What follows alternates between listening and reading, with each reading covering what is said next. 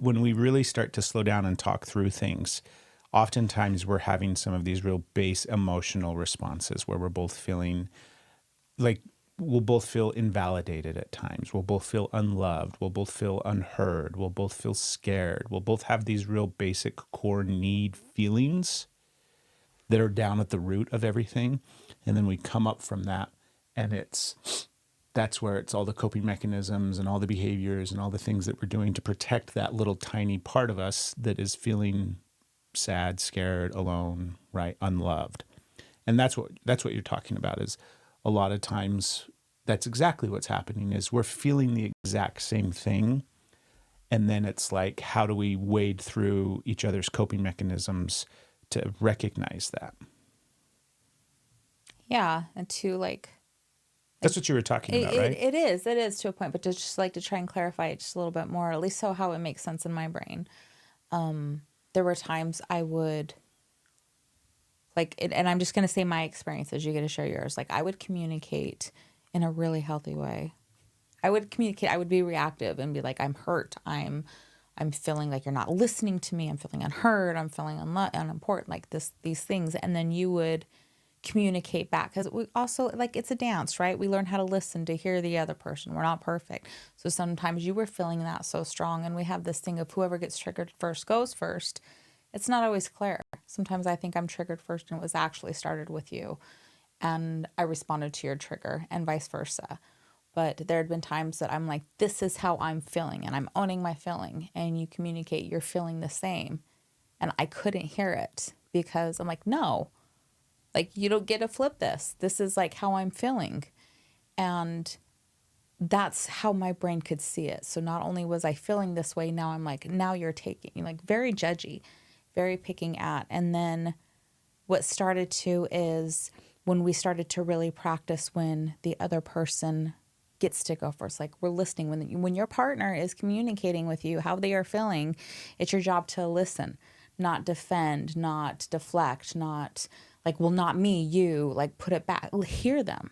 And so when that started happening, we're listening to each other and hearing you, and you were telling me how you were feeling. And it was like you were, and I've said this recently even, it's like it feels like you were saying my feelings verbatim. Like I gave you a script to say how I'm feeling, and that's how you were describing that you were feeling. So it started to make a lot of sense then. Like, I'm feeling this reaction, you're feeling this reaction, we're ping-ponging.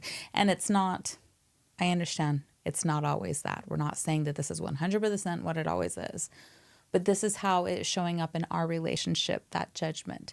And when I'm pointing my fingers at you and seeing something that you're doing, it's a reflection of my behaviors, that mirror.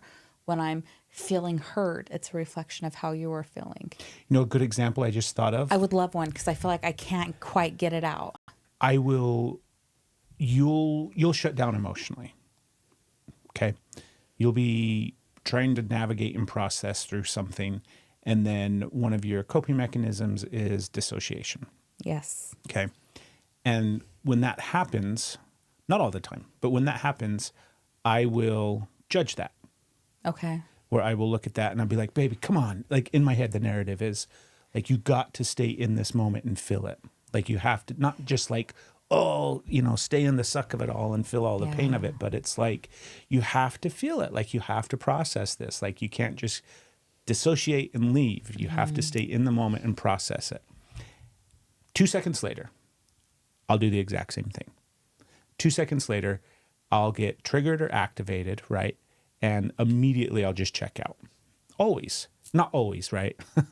Again, we're doing so much better than we ever have before in our lives when it comes to all of this stuff. However, it's easy for me to see the things that you're doing when it comes to all of the stuff that we're talking about, because you're the mirror for me. Yeah. And when I can see the things that you're doing on your little path of healing and navigating your life, right? They're a direct reflection of the things that I need to work on. So when I see you struggle, and when you dissociate, and when you avoid looking at certain things, I don't need to sit there and criticize and judge you. I don't need to think like, come on, Steph, we got to hurry up and get this healing done so that we can live this happy, full life free of pain and suffering. It's, oh, I need to work on that more. Right. I need to sit in these things more. I need to process things more. So that's an example that I can think of, at least right now. I know that there's more, right? I'm sure more will come to us, but it's so clear sometimes where, because we talk about that all the time, the whole mirroring effect in relationships and with people and everything like that. And that's how it's showing up for me right now, where I can see, like I said, very clearly, if I can sit back on my nice little high horse and point out all the things that you're doing wrong, those are just things that I myself need to work on. We were meant to be. We were meant to be.